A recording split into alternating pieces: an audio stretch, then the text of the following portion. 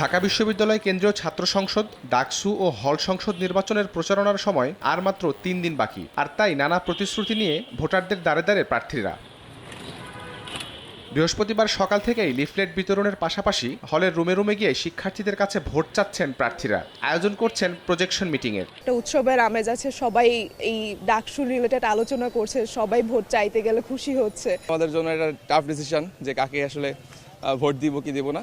দুপুরে ঢাকা বিশ্ববিদ্যালয়ের মোকাররম ভবনে প্রচারণায় আসেন ছাত্রদল সমর্থিত প্যানেলের ভিপি প্রার্থী আবিদুল ইসলাম খান। এ সময় মাঠের পরিবেশ ঠিক থাকলেও সাইবার জগতে ভোট বানচালের ষড়যন্ত্র হচ্ছে বলে অভিযোগ করেন তিনি। ভোট ঘিরে মব তৈরির শঙ্কাও তার। এই যে অনলাইন প্রপাগান্ডাটা ঠেকানো হচ্ছে, আগে তো দেখতাম আগের ফেসিবাদের আমলে চাইলেই তো কোনো পেজ ব্যান করা যেত, যেগুলো প্রপাগান্ডা ছড়াচ্ছে, এখন কেন তারা সেটা পারছে না। একই জায়গায় প্রচারণায় আসেন বৈষম্য বিরোধী শিক্ষার্থী সংসদ প্যানেলের প্রার্থীরা। ভোট বানচালের আশঙ্কা তাদেরও। অনলাইনে নানা ধরনের প্রপাগান্ডা দেখছি, একজন আরেকজনের গ্রুপ আরেক গ্রুপের বিরুদ্ধে প্রপাগান্ডা ছড়াচ্ছে।